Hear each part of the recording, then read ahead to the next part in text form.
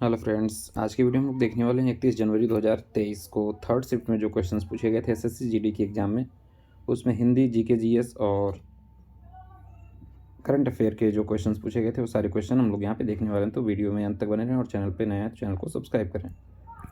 शुरू करते हैं आज का वीडियो। पहला जो क्वेश्चन पूछा गया था कि 2011 की जनगणना के अनुसार सबसे ज़्यादा लिंगानुपात किस राज्य का है। ठीक है, तो 2011 की जनगणना से ही डेटा क्यों पूछा जा रहा है ये भी जानना जरूरी है। 2021 का जो है जनगणना पोस्टपोन हो गया है किसकी कोविड-19 की वजह से। इस वजह से सारी डेटा जो है पूछे जा रहे हैं 2011 की जनगणना के अनुसार। ठीक है, तो केरल राज्य का जो है 2011 की जनगणना के अनुसार सबसे ज़्यादा लिंगानुपात किस राज्य का था, तो केरल राज्य का था। ठीक है, लिंगानुपात का उपयोग प्रति 1000 पुरुषों पर महिलाओं की संख्या का वर्णन करने के लिए किया जाता है। ठीक है, तो इसके अनुसार जो है 2011 की जनगणना के अनुसार कितना लिंगानुपात कितना था, तो 943 था। यानी कि 943 जो है ये जो है महिलाएं थी 1000 पुरुषों पर। ठीक है, अब बात करें हरियाणा राज्य का, तो हरियाणा राज्य का सबसे कम जो है लिंगानुपात रहा था कितना, 877। यहीं पे केंद्र शासित प्रदेश की बात करें दमन दीव में लिंगानुपात 618 था। सभी भारतीय राज्यों में केरल राज्य का लिंगानुपात सबसे ज़्यादा था 1084। और दूसरे नंबर पे कौन आता है, दूसरे नंबर पे आता है पुडुचेरी, जो कि आपका भारतीय राज्यों में लिंगानुपात में दूसरे नंबर पे है। ठीक है, नेक्स्ट पूछा गया था स्वच्छ भारत मिशन कब शुरू हुआ था। ठीक है, 2014 में ये मिशन शुरू हुआ था और इसे स्वच्छ भारत अभियान के नाम से भी जाना जाता है। ठीक है, स्वच्छ भारत अभियान 2 अक्टूबर 2014 को नई दिल्ली के राजघाट में शुरू किया गया था। ठीक है, ये 2 अक्टूबर को ही शुरू किया गया था और इसको हम क्या मनाते हैं, इंटरनेशनल अहिंसा दिवस के रूप में भी मनाते हैं 2 अक्टूबर को। और इसी दिन जो है ये स्टार्ट हुआ था 2 अक्टूबर 2014 को। ठीक है, दिल्ली के राजघाट पे शुरू किया गया था। इसका उद्देश्य क्या था, 2 अक्टूबर 2019 तक जो है स्वच्छ भारत की ओर तेजी से अग्रसर होने का लक्ष्य रखा गया था। ठीक है, स्वच्छ भारत अभियान 2 अक्टूबर को शुरू हुआ था। इसका उद्देश्य ये रहा था कि स्वच्छ भारत की ओर यह हमें यह महसूस करने में मदद करने के लिए कि स्वच्छता हर किसी का कर्तव्य और जिम्मेदारी है। ठीक है, किस लिए शुरू किया गया था, सबकी जिम्मेदारी है स्वच्छता।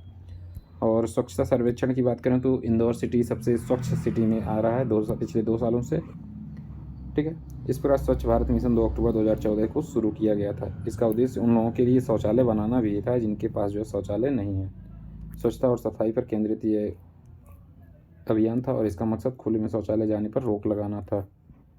ठीक है, नेक्स्ट उपराष्ट्रपति किस अनुच्छेद से संबंधित है। क्वेश्चन पूछा गया था कि उपराष्ट्रपति यानी वाइस प्रेसिडेंट इस समय कौन है, तो जगदीप धनखड़ हैं। और ये जो है राष्ट्रपति बनने से पहले कहाँ के गवर्नर थे, तो पश्चिम बंगाल के गवर्नर थे। ये भी आप याद रखेंगे, क्वेश्चन पूछा जा चुका है। और भारत के उपराष्ट्रपति के पद का उल्लेख भारत के संविधान के भाग 5 में अध्याय फर्स्ट कार्यपालिका के अंतर्गत किया गया है। ठीक है, भारतीय संविधान के अनुच्छेद 63 में उपराष्ट्रपति का उल्लेख किया गया। संविधान के अनुच्छेद 63 से 73 भारत के उपराष्ट्रपति की अर्हता मतलब योग्यता होगी, निर्वाचन की प्रक्रिया क्या होगी और किस तरीके से उनको हम पद से हटा सकते हैं, इन सारी का उल्लेख किया गया है। ठीक है, तो बात करें वर्तमान में जो राष्ट्रपति हैं, ये भी पूछा गया था कि राष्ट्रपति पहली आदिवासी महिला राष्ट्रपति कौन बनी है, तो द्रौपदी मुर्मू हैं। और ये जो है राष्ट्रपति बनने से पहले जो है झारखंड की गवर्नर भी रह चुकी हैं। तो ये भी एग्जाम में क्वेश्चन पूछा जा चुका है। ठीक है, 15वें नंबर की जो है ये राष्ट्रपति हैं और वाइस प्रेसिडेंट जो हैं और ये 14वें नंबर के हैं। और 50वें नंबर के DY चंद्रचूड़ जो है सुप्रीम कोर्ट CJI हैं। ठीक है, तो ये तीनों भी याद रखेंगे आप, एग्जाम में पूछा जा चुका है। ठीक है, किस नदी का उल्लेख ऋग्वेद में एक बार किया गया है। ठीक है, तो सिंधु सबसे अधिक उल्लेखित नदी है और सरस्वती सबसे पवित्र नदी। ठीक है, ऋग्वेद में सिंधु नदी का सबसे ज़्यादा वर्णन किया गया है और सरस्वती नदी को सबसे पवित्र नदी माना गया है। ठीक है, गंगा नदी का उल्लेख क्या है, एक बार किया गया। तो इस क्वेश्चन का आपका करेक्ट आंसर क्या हो जाएगा, गंगा नदी।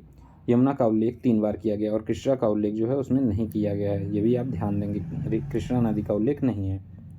ऋग्वेद में सबसे प्रमुख नदी जो है ये सरस्वती है और ऋग्वेद में सरस्वती नदी पूर्व में यमुना और पश्चिम में सतलज नदी के बीच बताई गई है। ठीक है, ऋग्वेद वैदिक संस्कृत सूक्तों का एक प्राचीन भारतीय संग्रह है और किसी भी इंडो यूरोपीय भाषा में सबसे पुराने मौजूदा ग्रंथों में से एक है। नेक्स्ट क्वेश्चन जो पूछा गया था कि 73वां और 74वां संविधान संशोधन के तहत कौन सी अनुसूची जोड़ी गई थी।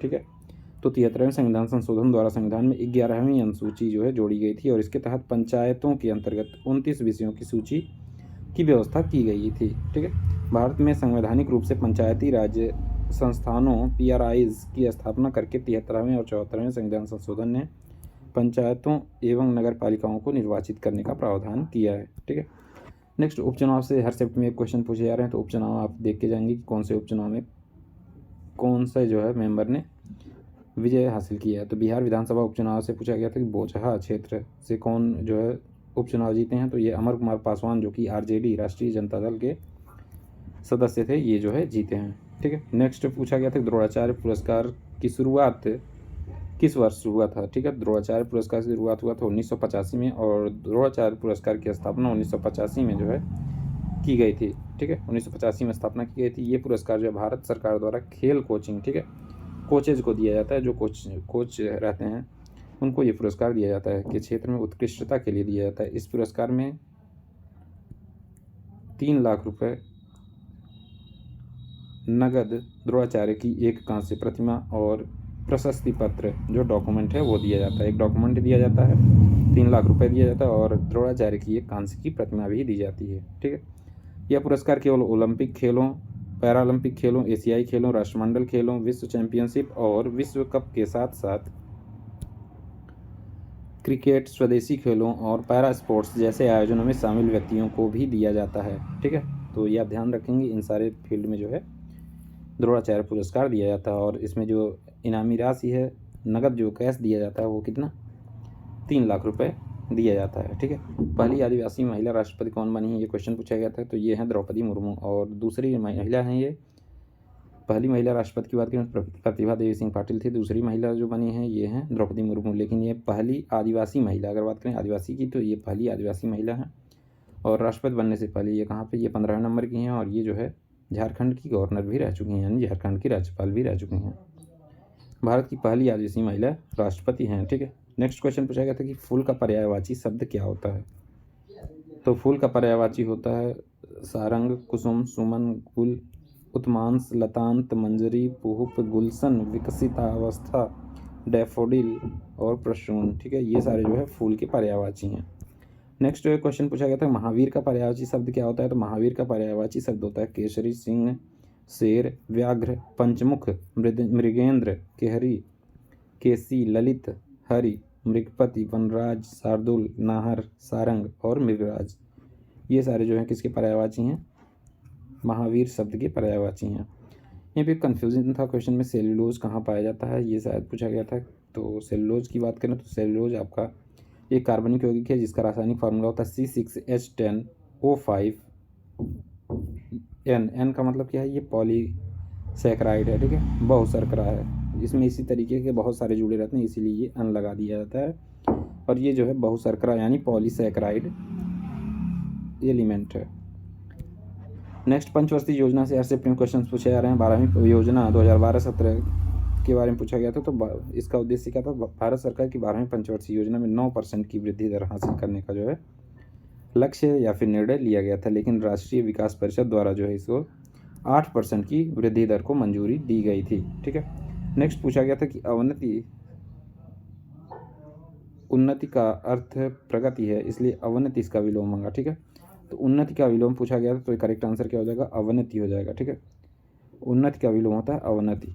ठीक है, अब इंपॉर्टेंट देख लेते हैं जितनी भी पंचवर्षीय योजना है उनका क्या उद्देश्य रहा था, क्या लक्ष्य था, ये सब हम लोग यहाँ पे देख लेते हैं। पहली पंचवर्षीय योजना 51 से 56 चली थी। कृषि, बिजली, सिंचाई पे फोकस किया गया था और लक्ष्य दर 2.1 था और विकास वृद्धि दर कितना था, 3.6।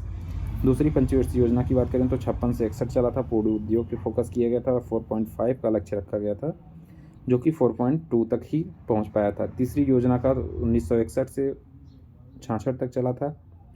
खाद्य और उद्योग पे फोकस किया गया था और 5.6 का जो है लक्ष्य रखा गया था और 2.8 ही अचीव कर मिला था। चौथी योजना 1969 से 1974 और इसमें कृषि पर फोकस किया गया था। 5.7 का लक्ष्य रखा गया था और 3.2 ही अचीव कर पाए थे। पाँचवीं पंचवर्षीय योजना की बात करें तो ये 1974 से 1979 तक चला था और गरीबी उन्मूलन, आर्थिक आत्मनिर्भरता पे फोकस किया गया था। 4.5 का लक्ष्य रखा गया था और 5% जो है 5 जो है वृद्धि दर अचीव कर पाए थे। ठीक है, छठी पंचवर्षीय योजना की बात करें तो 1980 से 1985 तक चला था। कृषि और उद्योग पे फोकस किया गया था। 5.2 का जो है लक्ष्य की दर था और जो है 5.5 जो है अचीव कर लिए थे। सातवीं पंचवर्षीय योजना की बात करें तो 1985 से 1990 तक चला था। ऊर्जा, खाद्य पे फोकस किया गया था और यहीं पे आठवीं पंचवर्षीय योजना की बात करें तो 1992 से 1997 तक ये जो है चला था। तो ये सारी इंपॉर्टेंट पंचवार्षिक योजना है जो कि आपके एग्जाम में पूछे जा चुके हैं और रिपीटेडली पूछे जा रहे हैं। तो ऐसे इंपॉर्टेंट वीडियोज़ के लिए यूट्यूब चैनल को जरूर सब्सक्राइब करें। Thank you.